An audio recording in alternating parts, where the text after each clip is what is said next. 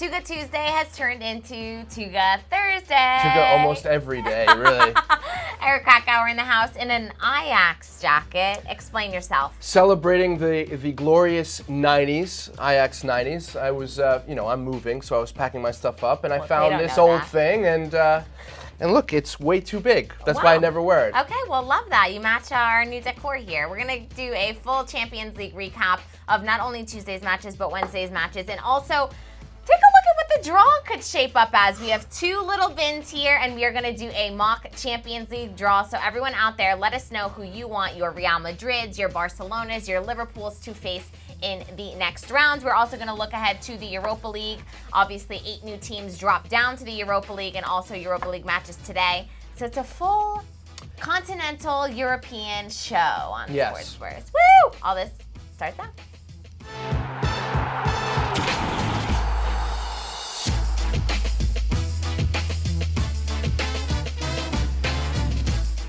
Mo Sadi saying, hello, soccer heads. Go ahead. Hola, big soccer heads. Wow, you even changed it up today. Richard Murray, happy Thursday, Atalanta. So, okay, Richard, we'll start with Atalanta. Atalanta getting the 3-0 win over Shakhtar to book their ticket to the next round of the Champions League. This was a team that had 1 point after 4 matches in the Champions League and somehow turned it around. One of the groups that you and I highlighted at the very beginning, they would go right to the end. It would be very interesting. And since then, we'd been saying how disappointing Atalanta have been because they were supposed to be one of the dark horses, doing very well in Serie A, doing this on a minuscule budget compared to everybody else in the top 5 leagues. So it was unbelievable. And it was a tale of two halves.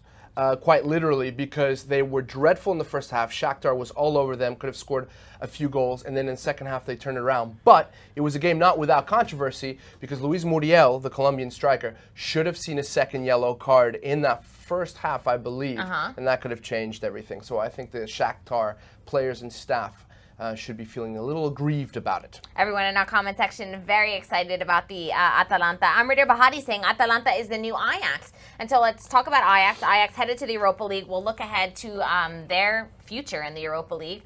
But yeah, I mean, do you think Atalanta could go far in this tournament? Yeah, I do. I think Gasperini has done a really good job of creating an identity for that club over the last few years. The question becomes, how do you split time between Serie A and the Champions League? Because the goal is undoubtedly to qualify for the Champions League once again. Right. I think they have made about $39 million US since they've been in the Champions League this season, and their payroll is $36 million. Oh, wow. So they've covered all their player expenses. Accountant Eric. Yes, definitely Balancing the books. Definitely not. But it's all about that. So yes, they'll make money if they progress, but you have to think that their objective is to qualify once again so that they can have that big cash windfall. And Alexander Jason Temelkovsky saying no teams outside the top 5 leagues, Super League time. So let's get into this conversation. As Alexander pointed out, all of the teams advancing to the next round of the Champions League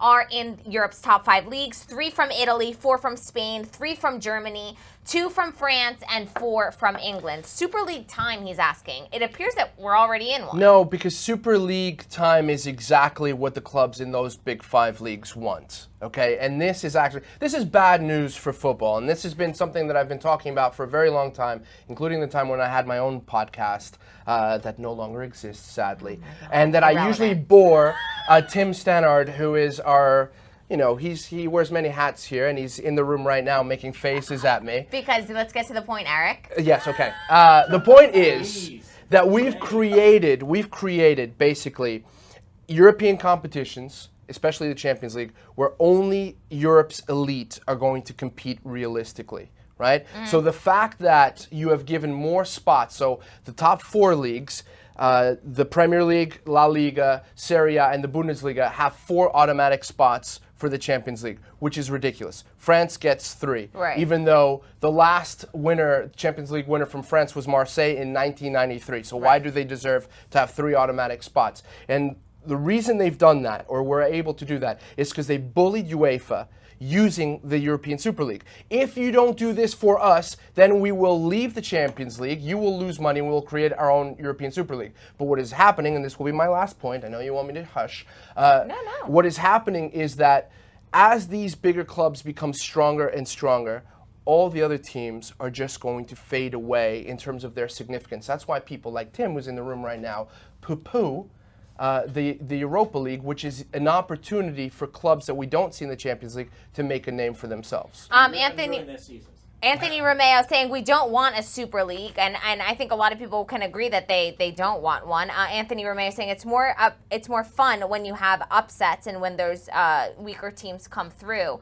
But what is good news is that John I is saying what's the good side of this, which is an interesting perspective from John. We want to see tough games, not one-sided games. And if we can pull up the first team, second team thing here, we'll show you that really the round of 16 is going to be very challenging. But let me just respond to that, okay? But it's because we want to see the tough games, but do you really want to see the same teams playing against each other year after year? No, yes, but the teams that deserve to be there. And Ajax, who couldn't beat Valencia, doesn't deserve to be there. Okay, that's fine, but it still goes to the point that I was making before, that if you, over time, allow more teams from the biggest leagues to get into the Champions League, they're going to make a lot more money. Because they're going to make a lot more money, they're going to buy all the talent that could be playing elsewhere. It's just going to concentrate all the power there. So yes, we're going to see tough matchups, and these are mouth-watering without a doubt.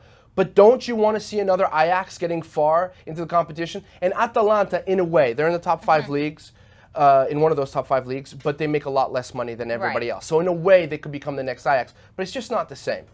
Jorge Wolf Hurtado saying Atalanta making history with Muriel on the helm. Yes. Ryan Moran asking questions. Bavon Gray saying, come on, Eric, England should get 6 automatic spots. It's by far the toughest league on the planet. Okay. Debatable. No. Greg Garcia saying, Eric, we need a super UCL league for the big boys only. No, we don't. I don't think we do. We don't need that at all. We don't need it at all. We've got the International Champions Cup in the summer. We've got all these other friendlies. Give me a break. We want to see the little teams have an opportunity to compete with the bigger teams. Greg Garcia saying some games are just unfair. For example, Atalanta versus Barca is just not fair for the little guys. But why not? Atalanta have booked their ticket to the next round just like Barca have. Right, and it's not like I don't get that. Right, and it's not like Barcelona is steamrolling over the opposition. So I don't think that's a fair point. Mosadi, question for Eric: do you think Vinicius is better than Sterling at the same age? Trying to fire up Eric here. You're spot on with that fired up. Vinicius scoring yesterday in the Champions League, by the way. Okay, from what? From 6 yards out. 6 yards out. I can score from 6 yards out. But he did say that he has been working on his finishing and that Zinedine Zidane and Benzema have been helping him. And can I just revisit this point by saying that I never discarded Vinicius. Yes, I just said, no, I didn't. You said that he was not Real Madrid caliber. Not yet. I said not yet, and it's going to take a while. And he can work on his finishing for quite a while, but it's going to take a while for him to be that caliber of a player. All right, so everyone out there, let us know who you want your team to face in the next round. Keep in mind all of the discrepancies when choosing that team because they cannot be part of the same group and they cannot be part of the same country, from the same country. So let's do our mock draw here. So this is our first place teams, all of the teams that you see on this side. Look at all the gimmicks group on this show. Yes, you can pick the second place teams because you're second here at the table. And group runners up over here. That's okay. All right, I'll so be second first to Gab place any team day. going first. And you guys, as we're doing this, let us know who you want your team to face in the next round of the Champions League. Ooh, Barcelona. Barcelona. So Barcelona cannot face Real Madrid, Atletico Madrid, or Borussia Dortmund. But they can face Napoli. Barcelona, Napoli. It's happening. Napoli under Gattuso officially for the first day. He took over training today. So, I mean, what do you make of that one, Barcelona, Napoli? I think Barcelona goes through because they have the mini Magic Man. The mini Magic Man. Oh, yeah, and a stable system behind them. Yes, stability. Bayern Munich. Bayern Munich cannot face... Where Bayern? Tottenham, and that is the only. Oh, and Dortmund. Yeah, but we say they're going to face Tottenham. All right, let's put this back. So they can't face Tottenham, so they have to go back in our jar here. They are facing Atletico Madrid. Ooh, we've seen this before. Bayern Atleti. Yeah, we've seen this before. When Atletico Madrid reached the final against Real Madrid, they beat Bayern Munich. All right, let's see what people are saying in our comment section before we move on. Ooh, Giovanni wants Barca PSG. That would be awesome. Cannot happen because they're both group winners. Oh, that's a good point. Abu Muhammad saying Liverpool versus Real Madrid rematch, and that is a possibility. Yes, it Real is. Madrid really, can't put it in nicer terms, screwed in this next round of the Champions League. Bayern Munich, Juve, RB Leipzig, Liverpool, and Manchester City. I don't think they want to face any of these teams, but out of all of them, you'd be surprised as who I'd pick as the weakest opponent. Who? Juventus. Really? In this... as the group winners, the weakest Yes. for you is Juventus? No, out of the ones that Real Madrid can face. Oh, okay. Yeah, Juventus. They were so poor. I know they were playing in third year, but they were so poor against Bayer Leverkusen. They're definitely not playing sorry ball, and I don't think they ever will. They have fullbacks who really aren't good enough to play for a team of that quality. De Sciglio on the left and Danilo on the right. Although Alexander was on the bench and he's world class, but not very good and not playing well enough. Mo Sadi saying, as a Madrid fan, I'll take any English team, which is interesting. Well, I would be. Who was it that said that the Premier League should have six teams in the Champions League? Yeah, because they're the someone else. best league? Liverpool, the reigning champions. Liverpool taking on. Am I getting distracted? This is our mock draw, by the way. Juve is not that strong. Rain Meadows agrees with you. A lot of people predicting a Juve Real Madrid. Liverpool? Tottenham coming out again. Come on, man. Okay, well, clearly you're not stirring that up. Well, you know what they say. It's about the hot balls and cold balls. Borussia Dortmund. Ooh! Is that possible? Yes, that's good. Liverpool taking on Dortmund. Liverpool versus Dortmund. You know these are going to happen, right? Yeah, we predicted some of them. The future. Mo Sadi saying if Good Madrid plays Juve and beat them, that would be a slap on the face to Ronaldo. It really, really would. Yes, it would. It would be so satisfying. Pasha Shapori saying, I'd rather Real Madrid play Man City. Pep has been choking in Champions League matches. So, I mean, Real Madrid fans, your options are as follows. Bayern, Man City, Juventus, Liverpool, Leipzig. Who out of those would you prefer? And for those of you that are going to say Leipzig because you haven't been following the Champions League closely enough, don't be mistaken. Juventus, who are they facing, Eric? Juventus are facing Lyon. Ooh, Juventus with a favorable draw. Yeah, probably. favorable indeed. I think that's probably the easiest pick out of the runners-up. Would you agree? Or Atalanta? No, Lyon. I don't think they're very convincing this season, even though they have a lot of talent at their disposal. The team that's going to win the Champions League this year, according to moi, PSG, are going to get knocked out by Boy, I haven't been writing these down. Atalanta are going to go to the Parc des Princes, and they're going to upset PSG. No shot. Because let me tell you something. Beating Galatasaray 5-0 is not an accomplishment. Okay. Well, they beat Real Madrid 3-0 at the beginning of the season and that came is back from a 2-0 down at the Santiago Bernabeu. Okay, but they were very lucky in that's that for a different day. Leipzig taking on... Are going to beat... They're my Cinderella. They're going to go to the semifinals. You heard it here. Oh, wow. They're going to play Tottenham. Ooh, so they're going Leipzig, Tottenham. So one of the most innovative managers in the world against grumpy Mourinho. Mourinho has turned a new leaf. Yeah, okay. And he is now an absolute wait until things start going poorly and he starts throwing everybody under the bus, including Harry Kane. I'm just kidding. I agree with Eric. PSG will be knocked out, but not against Atalanta. All right, Mo, we'll talk. In a couple weeks, we'll talk. Valencia taking on... Can you believe that they finished top of their group? Unbelievable. Winning really at Amsterdam Arena. They will play Chelsea. Who is it? No, they can't. They were in the same group. They were in the same group. Napoli wins it all. Don't at me. Under Gattuso, Andrea Palumbo. Real Madrid. Explain your thoughts. No. Well, what are we missing here? Apparently, whoever cut these out and forgot some teams. Oh, our draw didn't work because we ran out of teams. The fix is in. We'll switch one of these around. I don't know if you're allowed to. Valencia will take on Tottenham. There we go. Then we have to pick a new opponent for Leipzig. All right, for Leipzig. It will be Chelsea. Would you believe it? There you go. Yes. Perfect. There you go. All right, and last but not least, let's see the last draw. Man City. Against Real Madrid. Oh! Who called it? I think a lot of people in our comment section called that. Well, what did I say? Real Was it Madrid. yesterday or 2 days ago? 2 days ago, I said that Man City were my favorites to win the Champions League. Redemption time for Pep Guardiola. All right, let's see what you guys are saying in the comment section because we want to give you guys some love here. Ryan, God, I love Eric. Logical soccer head. Ryan Moran and Eric Krakauer in a bromance now on Ryan, Sportsburst. I'll buy you a beer if you ever come to Miami. Oh, God. Bavon Gray, Valencia could be a dark horse. I don't see them going far in this tournament, to be honest. I don't know what to make of Valencia. Yeah.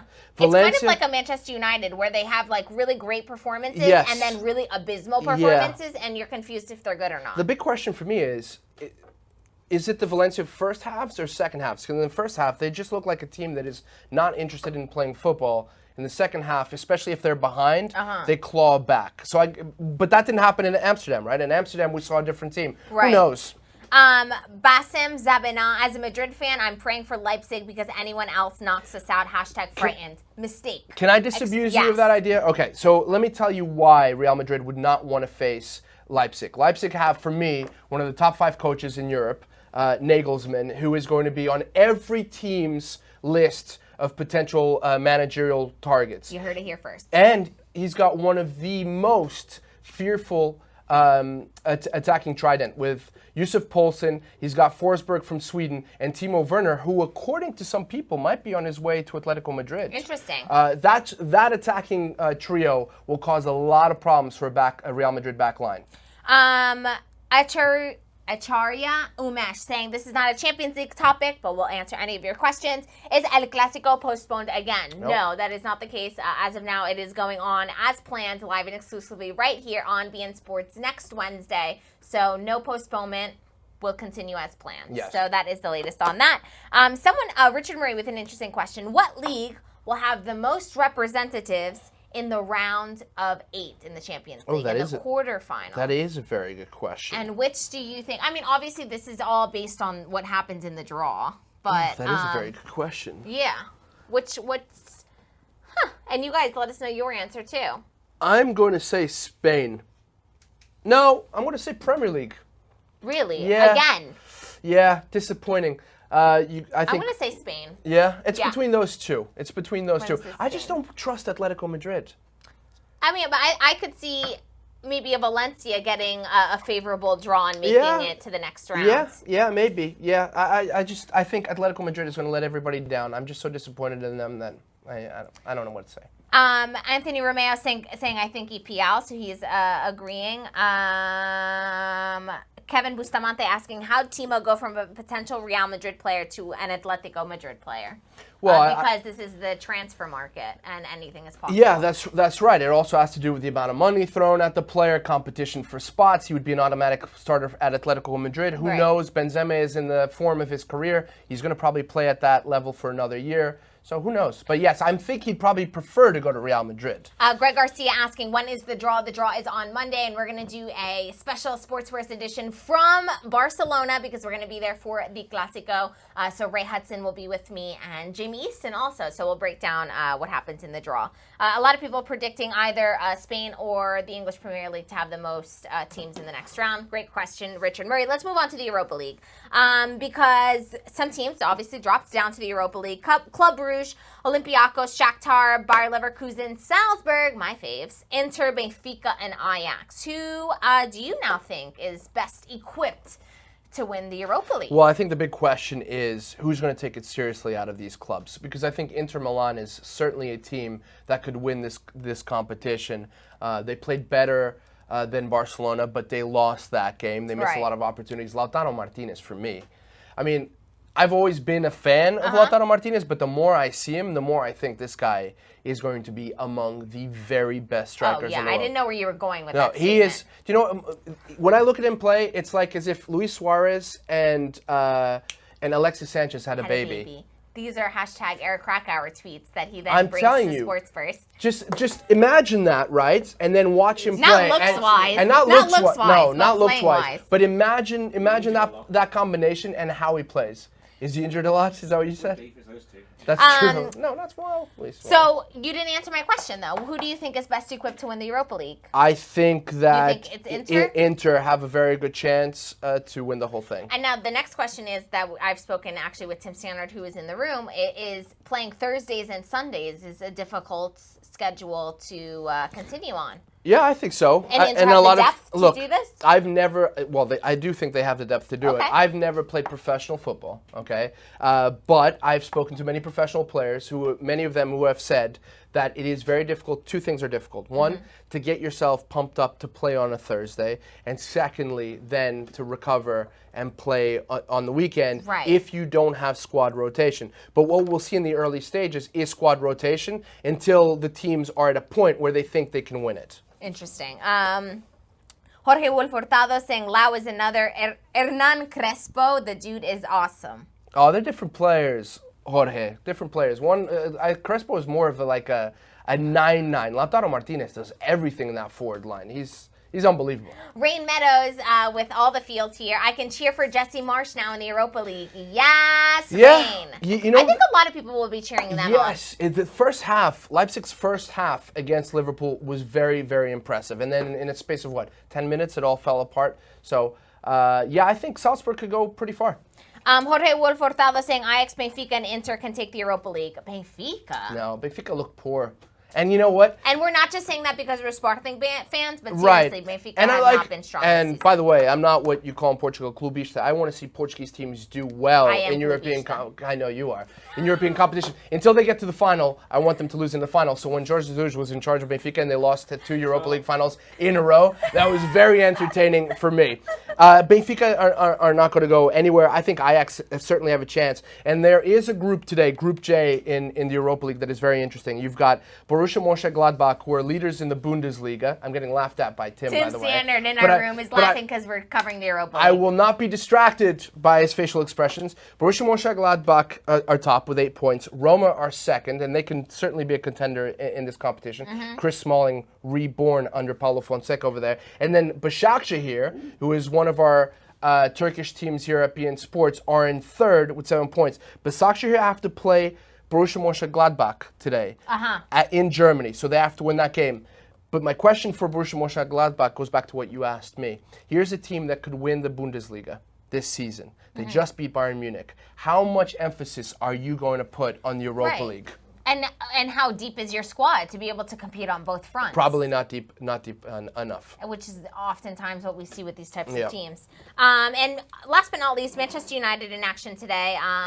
Obviously not a big match because they are through. Rubber, yes. But interesting stats emerging between comparisons between Marcus Rashford and Cristiano Ronaldo. Marcus Rashford hitting 127 English Premier League matches. And so we have a side-by-side here. And you guys out there, let us know what you think.